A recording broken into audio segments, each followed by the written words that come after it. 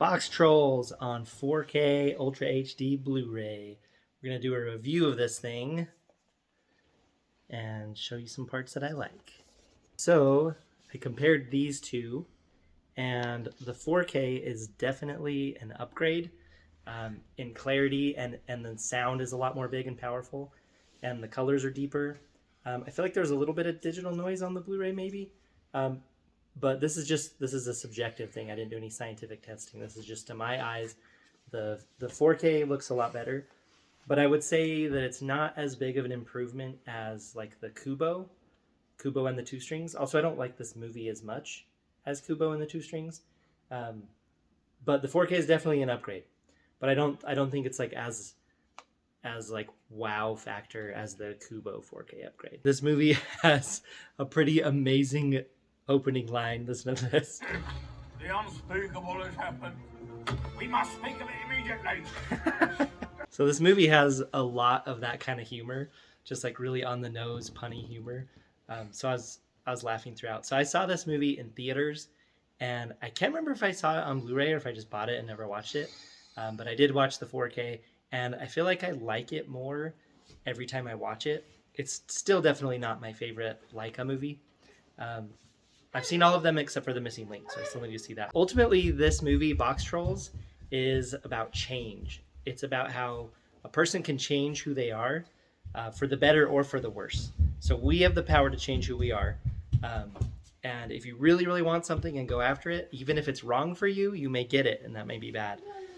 But so you can see good characters changing and bad characters changing. And yeah, I would say that's a theme throughout the whole movie is that we can rise above what we are, or if we seek something we shouldn't, it could possibly, we might get it anyway. So that theme just really stood out to me while I was watching it this time. listen to what the bad guy says. Did you hear that? Hide your tender and delicious babies. Oh, that's sick. It's funny though. So yeah, like I said, change is a major theme in this movie, and the various characters are constantly talking about like where they're at and where they want to be, or where they think they should be. And these guys, it's funny, these guys are always talking about how they're the good guys, and they always look a little bit like insecure and awkward when they say it, like they don't really believe it. But one thing, so I was watching this with my 7-year-old, 3-year-old, and 2-year-old. And I guess this one, he doesn't really count though, but I feel like I had to kind of talk them through it because they're like, this is scary. And it's like, no, the Boxtrolls aren't scary. And so they ended up really liking the Boxtrolls and were excited every time it showed them. Here's a good line from these guys who are constantly talking about good and evil during the movie.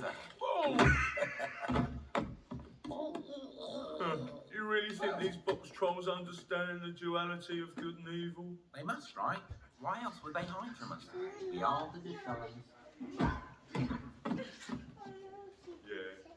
Yeah, I suppose we are. Right? See, they're not quite sure. In all kids' movies, or in any movie, when there's like a really awesome chase or a really awesome like giant slide or adventure, the kid in me just loves these parts. Like there's a part earlier where all the Boxtrolls get in their boxes and they go into the sewers and they're all sliding on a giant cardboard slide.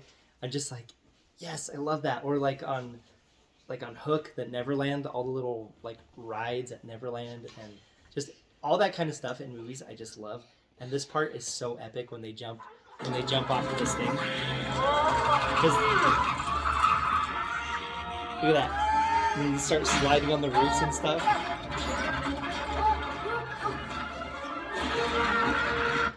Anyway, I love that, and it just looks so fun. And I think my kids were having a very scared and also like enjoyable, adventurous time watching this movie. It was fun looking over and just seeing their faces to see what parts they were having fun and what parts they were completely terrified. But we made it through.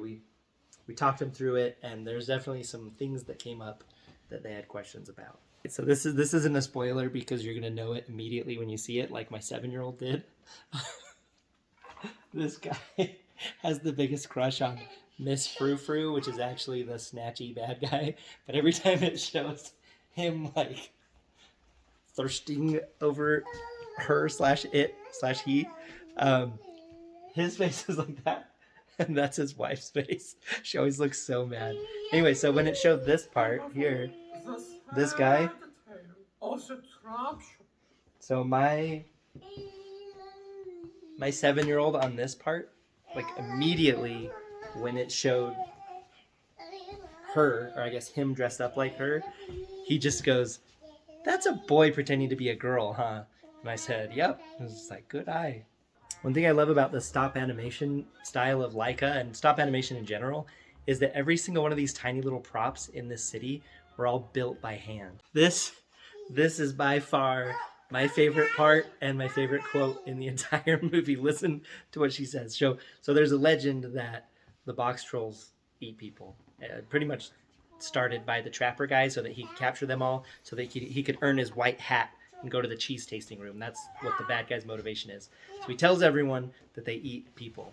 And so listen to how this girl talks about it. She's psycho. On the ground, they drag you down these caves where there are mountains of baby bones and rivers of blood. What? Do they eat your family? Do they let you watch? What? I mean, make you watch. Tell me. Do they let you watch? She says as she rubs her hands together. Oh, that's really disgusting.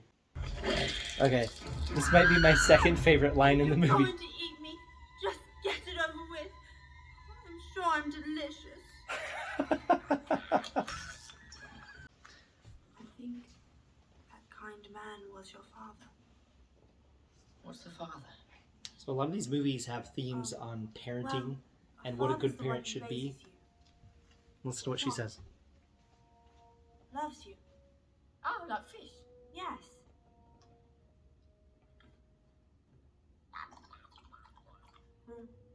No.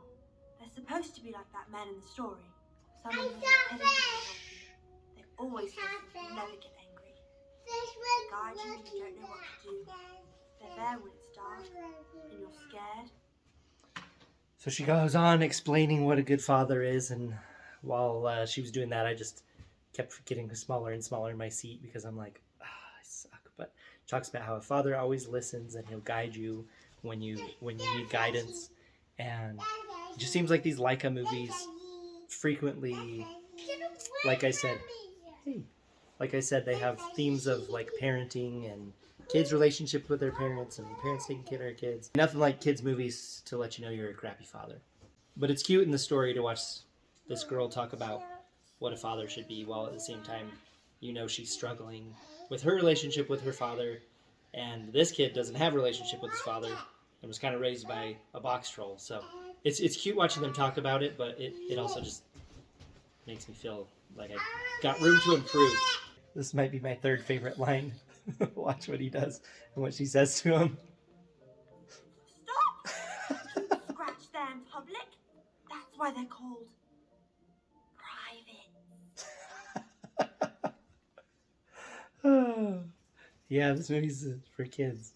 It's a Take this out of context here.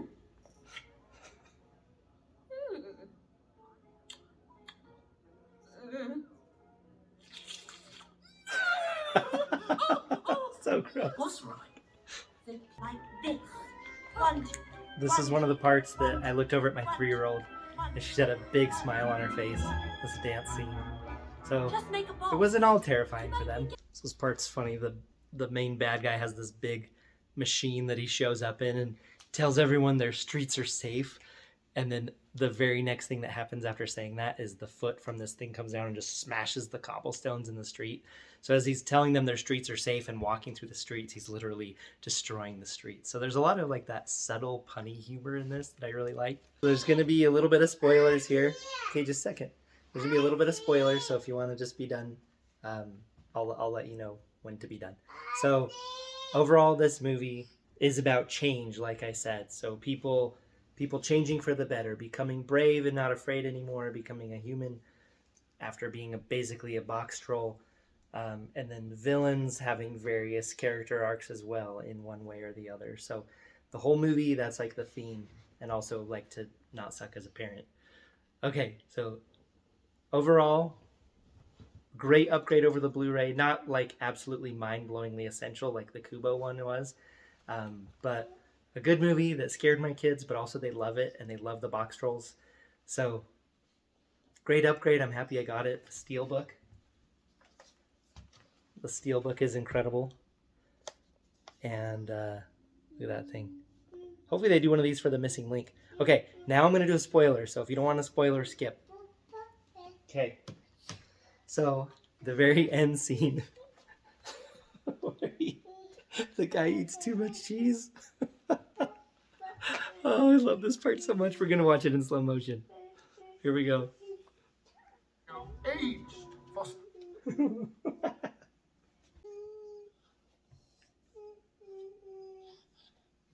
kid tells him he doesn't have to do it.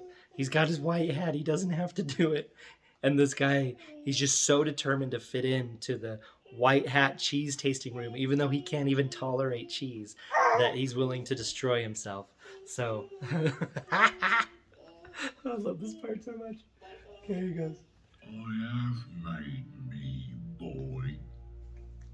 This is my destiny. It's so gross. Aromatic, oaky, with an undertone of... Oh no, here it goes.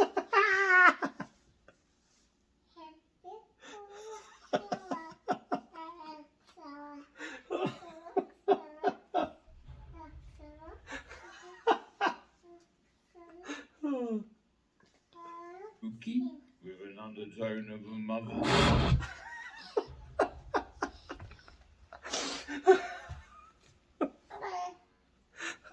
So that pretty much got the same reaction out of me as last time. So anyway, so my kids, that part happened, and I was just laughing and laughing and laughing, and all three of them were just sitting there with their mouths open, like, what just happened? Anyway.